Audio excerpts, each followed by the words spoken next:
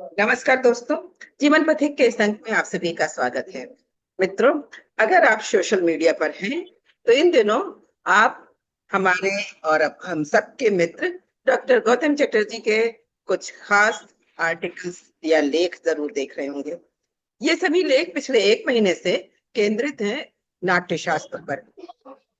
हम सभी पढ़ते हैं और लाभान्वित भी होते हैं और उनका आनंद भी। अभी हाल ही में गौतम जी ने एक लेख लिखा, नाट्य शास्त्र में 4 नायक 8 नायिकाएं। आपने भी पढ़ा होगा, मैंने पढ़ा, बहुत अच्छा लगा। पढ़ने की बात अलग होती है और जब हम किसी को सुनते हैं और वो भी उनको सुनते हैं जो उस विषय के प्रकांड विद्वान हो, पंडित हो, जिनमें महारत हासिल हो, तो उसका आनंद ही कुछ अलग होता है।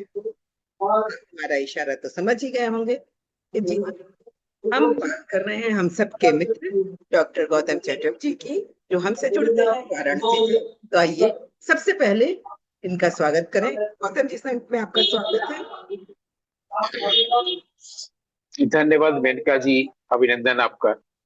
गौतम जी, आपने सुना ही होगा कि अभी हमने आपके बारे में जो बताया, और विशेष रूप से नाट्य शास्त्र के बारे में जब आप लिख रहे हैं, तब ऐसा महसूस हुआ कि हम सिर्फ वेदों के बारे में जानते थे।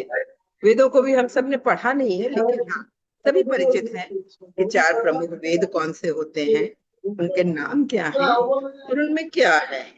लेकिन नाट्य शास्त्र के बारे में जब आपके द्वारा हम लोगों ने पढ़ना शुरू किया, जानना शुरू किया, तो लगा कि अरे वाह, ये कितना इंटरेस्टिंग है, हमारे जीवन के कितने करीब है, और खास तौर से उनके जो अभिनय और कला से जुड़े हैं। तो अभिनय और कला से जुड़े लोगों के लिए ही विशेष तौर पर मैं ये आज का एपिसोड कर रही हूँ। इसमें आपका लिखा मैंने एक लेख पढ़ा, अभी 1-2 दिन पहले ही आपने लिखा है, 4 नायक और 8 नायिकाएं। उसको पढ़ के तो मुझे बहुत आनंद आया, लेकिन आप हमेशा कहते हैं कि सुनने, ये श्रुति है, सुनने वाली बात, गुरु से या किसी ज्ञानी से सुनना चाहिए। तो इस वक्त हमारे समक्ष जो सबसे ज्ञानी है, हम सभी के मार्गदर्शक बैठे हैं, वो है आप। तो हम चाहेंगे कि जो आपने लिखा था उसे अगर आप हमें समझाएं, बताएं, तो और अच्छा लगेगा। वो नाट्यशास्त्र के बारे में जो भी मैं अभी लिख रहा हूँ, वो करीब एक महीने से लिख रहा हूँ, क्योंकि विश्व रंगमंच दिवस था 27 मार्च को। तो मैं करीब 17-18 मार्च से शुरू किया लिखना, और अब तो काफी एक महीने से ज्यादा हो गया। वो मैं अलग अलग पहलुओं पर लिख रहा हूँ, ताकि लोगों को उसको पढ़ने की प्रेरणा मिले, और जहां जहां पर उनको समझ में नहीं आ रहा है, उसको उनको आसानी से समझ में आए। और उसके जितने भी एस्पेक्ट्स हैं, उसमें जो भी खूबसूरती है, उधर भी लोगों का ध्यान दिलाने के लिए मैं ये थोड़ा थोड़ा करके लिखता हूँ। हालांकि थोड़ा भी कई बार लंबा हो जाता है। नायक नायिका वाला जो प्रसंग है, वो उस प्रसंग को एग्जाम की दुनिया में कहते हैं नायक नायिका भेद। वो एक्चुअली नायक तो एक ही है, जो ईश्वर है, और उसकी शक्ति जो है वही नायिका हो सकती है, उसके अलावा तो कोई हो ही नहीं सकता। लेकिन वो जब कला में दिखाया जाता है, तो उसका एक अपना पूरा फॉर्मेट बनाया जाता है कि कैसे नाटक किसी को दिखाया जाए। तो उसमें लोगों का ध्यान इस पर नहीं था कि जो नायक होता है, हीरो जिसको कहते हैं, वो हीरो के भी कई प्रकार हो सकते हैं। और क्यों नहीं होगा, अगर मनुष्य के प्रकार हो सकते हैं, किसी का स्वभाव शांत होगा तो किसी का बहुत उग्र होगा। तो इस दृष्टि से उन्होंने 4 प्रकार के नायक बनाए। वो है कि जो जिसके जो हमेशा श्रृंगार के लिए होगा, वो उस तरह का कोई नाटक हो, तो उसमें कैसा नायक होना चाहिए, उसको धीर ललित होना चाहिए। तो ललित शब्द में ये चीजें आ जाती हैं, श्रृंगार वगैरह। ये नाटक के अनुसार है कि अलग अलग प्रकार के नाटक होते हैं ना। हमेशा कोई आदमी कॉमेडी नहीं देखेगा, हमेशा कोई आदमी दुखांत नहीं देखेगा। तो ललित एक प्रकार का नायक हुआ, उसी प्रकार उदात्त एक हुआ, उद्धत हुआ, प्रशांत हुआ। 4 प्रकार की कैटेगरी में ही सब कवर अप हो जाएगा। सब कवर अप हो जाएगा मतलब सारे मनुष्य कवर अप नहीं होंगे, जो 8 मुख्य रस हैं वो कवर अप हो जाएंगे। तो अब ये जो 4 नायक बनाए गए 8 रसों के लिए, तो इसमें ये हुआ कि एक खास तरफ ध्यान हमने दिलाया कि ये बच्चों को तो एग्जाम के लिए याद करवाया जाता है 4 प्रकार के नायक होते हैं, लेकिन उसमें ये ध्यान नहीं दिलाया जाता कि चारों के साथ एक शब्द जुड़ा हुआ है, जो चारों अलग अलग के साथ जुड़ा हुआ है, वो है धीर। तो धीर ललित, धीर प्रशांत, धीर उद्धत, धीर उदात्त। यानी उसको, अगर उसको वीर होना है तो भी धीर रहना है, अगर प्रेमी होना है तो भी धीर रहना है। मैं एक बार एस्थेटिक्स पर बोलने बैंगलोर में गया था, institute of advance studies, national institute of advance studies Bangalore में है। तो वहां पर एक व्यक्ति ने, एक प्रोफेसर ने बाकायदे इस पर रिसर्च किया है। वो भी इसको जब भी बोल रहे थे तो धीर शब्द को छोड़ दे रहे थे। तो वहां भी मैंने इसको बोला था कि इसको जोड़ना बहुत जरूरी है, लोगों का ध्यान नहीं है। लोग क्या करते हैं कि वैरायटी देखते हैं, 4 तरह के नायक हो गए तो बस हो गया। लेकिन वहां पर पूरे नाट्यशास्त्र को पढ़ने के लिए 2 दृष्टि हमेशा रखना होता है, हमेशा रखनी होती है। पहला तो है कला से जुड़ी हुई दृष्टि, आर्ट एंड एस्थेटिक्स की। दूसरी है फिलोसॉफी की, दर्शन और अध्यात्म की। तो वहां पर भारत के बाहर ऐसा नहीं है। भारत के बाहर फिलोसॉफी एक अलग चीज है, आर्ट एक अलग चीज है, और फिर आर्ट और फिलोसॉफी में रिलेशनशिप जोड़ने की कोशिश होती है। हमारे यहाँ क्या है कि फिलोसॉफी से आर्ट आया है, इसलिए आप फिलोसॉफी को हटा के आर्ट को नहीं देख सकते। तो जो एक्टर होगा वो अगर योद्धा भी होगा तो भी उसको धीर रहना है। धीर रहने का मतलब यह है, क्योंकि अगर वो धीर नहीं रहेगा तो वो जीत नहीं पाएगा, नायक नहीं हो पाएगा, फिर वो रावण होगा।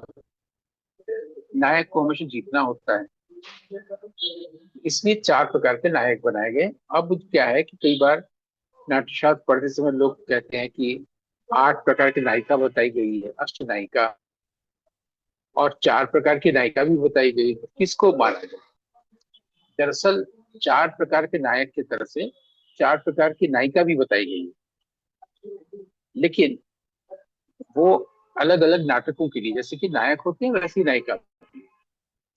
प्रॉब्लम क्या होता है कि हमारे यहाँ कई कई शब्द उसमें इंट्रोड्यूस किए गए शुरू में ही, जब नाट्यशास्त्र का आरंभ हो रहा है तो उसमें बताया गया, एक तरफ आ रहा है अनुकरण और एक आ रहा है अनुकीर्तन। तो कहा गया कि जो अवस्था है उसका अनुकरण होगा, जो समाज में जो कुछ घट रहा है उसका अनुकरण होगा, मतलब जो समाज में घट रहा है उसको नाटक में दिखाइए। लेकिन जब भाव होगा तो उसका अनुकीर्तन होगा। भाव का अनुकरण पहले तो हो नहीं सकता, आपके मन में क्या भाव है उसका हम अनुकरण कैसे करें? या मेरे मन में भी भाव है, उसको भी हम अनुकरण नहीं कर सकते। उसको आप प्रेजेंट करिए, आर्टिस्ट से करिए, उसको इम्प्रोवाइज करिए। ये भावानुकीर्तन शब्द आया है। तो फर्स्ट चैप्टर जो है उसमें जब पूछा गया नाटक क्या है, तो उसको कहा गया है कि नाटक इस पूरी दुनिया में जितने भी भाव है उनका अनुकीर्तन है, यही नाटक है, यानी डिफाइन किया गया है। वो उसके लिए शायद 111वीं कारिका है कि नैकांत तोत्र भवताम देवानम चानु भावनम त्रैलोक्यस्यास्य, त्रैलोक्य माने तीनों लोक में जो कुछ भी है, त्रैलोक्यस्यास्य सर्वस्य, सब, त्रैलोक्यस्यास्य सर्वस्य नाट्यम भावानुकीर्तन। तीनों लोकों में जो कुछ भी है समस्त भावों का अनुकीर्तन नाटक, ये पहले चैप्टर में बता दिया गया। अब क्या है कि एक तो नायक हो गए, मान लीजिए आपने कोई अभिज्ञान शाकुंतलम लिया, तो उसमें आपको कौन सा नायक लेना है? तो आपको नायक लेना है धीर ललित, जो श्रृंगार परत है, क्योंकि रोमांस से जुड़ा हुआ है अभिज्ञान शाकुंतलम। नायिका आपको कौन सा लेना है? देवी लेना है, तो आपने देवी नायिका ले लिया, और नायक आपने धीर ललित ले लिया।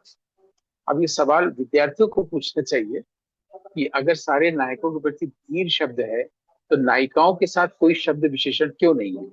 वहां धीर देवी क्यों नहीं है ना? ये सब प्रश्न विद्यार्थी को पूछना चाहिए। हम लोग इस तरह के विद्यार्थी रहे, उसमें ऐसे प्रश्न करते थे तो अच्छे उत्तर आते थे। बहरहाल आपने अभिज्ञान शाकुंतलम नाटक लिया, और अभिज्ञान शाकुंतलम में आपने एक प्रकार का नायक चुन लिया, आपने अपने एक्टर को बताया, आपने नायिका भी चुन लिया। अब उसके मन में जो भाव आएंगे वो आठ ही होंगे। आठ ही होंगे का मतलब आठ ही रस होते हैं, ऐसा पहले ही बता दिया गया है।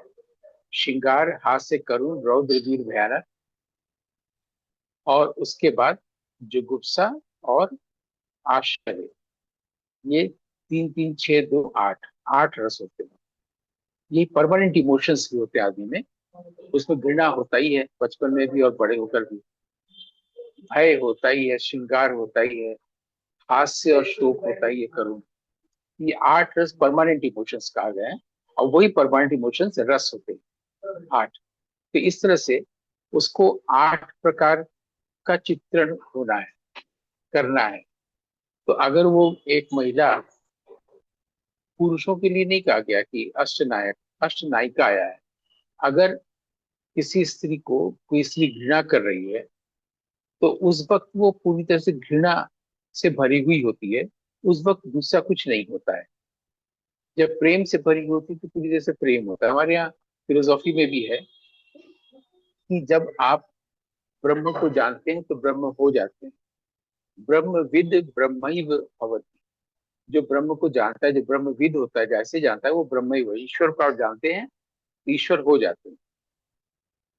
लेकिन जब आप ईश्वर को नहीं जानते हैं, तब यदि आप ऐश्वर्य को लेकर रहें तो आपको दुख होता है। ऐश्वर्य का मतलब हुआ, ईश्वर से ही ऐश्वर्य बना है। ऐश्वर्य का मतलब होता है कि बहुत सारा धन दौलत संपदा हाथी घोड़ा, ये नहीं। ऐश्वर्य का मतलब होता है आप जो भी इच्छा करें उसको पूरा होने में कोई बाधा ना आए, जब जो चाहिए मिल जाए, जैसे कि राजा को होता है या ईश्वर को होता है। लेकिन अगर आप इसके योग्य नहीं हैं और ऐसा जीवन जी रहे हैं तो फिर आपके पास दुख आएगा, है ना? तो अब क्या है कि अगर हम ईश्वर को जानते हैं तो ईश्वर हो जाते हैं। वैसे ही जब हम आठ प्रकार के भावों में से, परमानेंट इमोशन से कोई भी एक होते हैं, अगर हम जब हम क्रोध में होते हैं तो उस वक्त हम प्रेम नहीं कर सकते, उस वक्त हम हंस नहीं सकते जब गुस्से में हैं। ये सामान्य रूप से देखा जाता है, इसका अनुकरण किया जाता है। समाज में ही देखने को मिलता है, घर परिवार में भी देखने को मिलता है, खुद में देखने को मिलता है। लेकिन हम लोग एक्टिंग मेथड इसको बताते हैं। अगर आप गुस्से में हैं और उस वक्त आपका प्रियतम या आपकी प्रियतम आई है, तो उस वक्त आपका क्रोध वैसे नहीं आएगा जैसे उसके नहीं आने से व्यक्त होता है ना? तो वो एक्टिंग मेथड है। तो ये एक्टिंग करने की, ये लोगों को बहुत अच्छा लगेगा।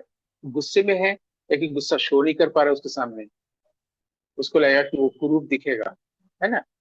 तो ये जो, जब वो आदमी जो होता है वो वही हो जाता है जिस भाव में होता है। इसलिए आठ प्रकार की नायिकाओं की बात की गई है कि आठ प्रकार की नायिका का मतलब यहाँ चार नायिका वाली बात नहीं आई, आठ अवस्थाओं वाली नायिका। जब वो प्रेम करेगी, यानी पहला हो गया, आठ रस है, श्रृंगार। प्रेम में जब उसको दुख होगा तो वियोग होगा तो करुण रस आएगा। जब अपने प्रियतम के साथ होगी तो कई बातों में उसको हंसी आएगी। देखा जाएगा कि आठों जो रस है वो आठ अवस्थाएं हैं। जिस अवस्था में वो जा रही है वो वही हो जा रही है नायिका। ऐसा नायक में मुश्किल होता है। ये स्त्रियों में ही ये गुण होता है। और मैंने भी ये मार्क किया है कि एक्टिंग के लिए, मतलब जीवन में नहीं, कैमरे के लिए या रंगमंच पर एक्टिंग के लिए जितनी उपयुक्त कोई स्त्री होती है उतना पुरुष नहीं होता है।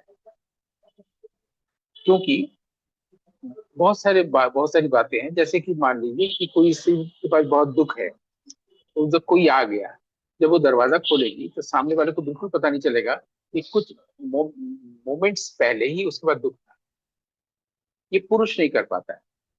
तो ये प्राकृतिक रूप से ये सब चीजें दी हुई हैं। ये बहुत काम का होता है जब कैमरा ऑन होता है या रंगमंच के लिए करना पड़ता है, तो क्योंकि ये तो वास्तव में एक्टिंग करना है, तो जीवन जीना नहीं है रंगमंच पर। तो उसके लिए ज्यादा उपयुक्त महिलाएं होती है, इसलिए 8 प्रकार के नायक नहीं सोचे गए हैं, 8 प्रकार की नायिका सोची गई है। मतलब वो जो एक नायिका हुई शकुंतला, उसके उसके पास वो 8 इमोशंस होंगे, परमानेंट इमोशंस, पुरुष में भी होंगे। लेकिन फर्क यहाँ पर आ जा रहा है कि वो नायिका जब किसी एक में हो रही है तो पूरी तरह से हो जा रही है, वो दूसरे में जाने में उसको वक्त लगता है ना। सुनने में थोड़ा सा कॉन्ट्राडिक्टरी लगेगा। अभी आपने कहा कि जैसे दुख में है और दरवाजा खोला तो उसको दुख नहीं दिखा, लेकिन वो दुख में है। पुरुष अगर होगा तो खुल के ही बताया कि मैं अभी बहुत दुख में हूँ, वो नहीं बताएगी। दोनों में फर्क आ रहा है ना। लेकिन वो दुख में है, दुख में हो करके वो अच्छे से व्यवहार कर रही है, ये क्वालिटी नहीं है। ये क्वालिटी देखी गई है, इसलिए 8 अवस्थाएं बताई गई हैं।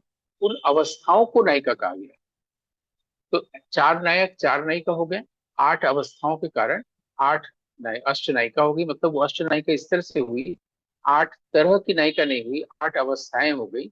एक एक अवस्था को नाम दिया गया। जब वो छुप के प्रेम में जा रही है अपने प्रियतम से मिलने, तो कोई देख न ले क्योंकि विवाह हुआ नहीं है, तो बिल्कुल अंधेरी रात है, होनी चाहिए एकदम अमावस्या की रात, काला ड्रेस पहना है, और ताकि किसी की नजर न पड़े, ब्लैक में ब्लैक। तो बहुत सारी कविताएं कवियों ने लिखा भी है कि चांद इतना दुष्ट है देवता, तो उसने उसी समय चांद वो कर दी, मैंने जिसको विद्युलेखा कहते हैं, बिजली चमका दी, कुछ दिख जाए ब्लैक में सफेद।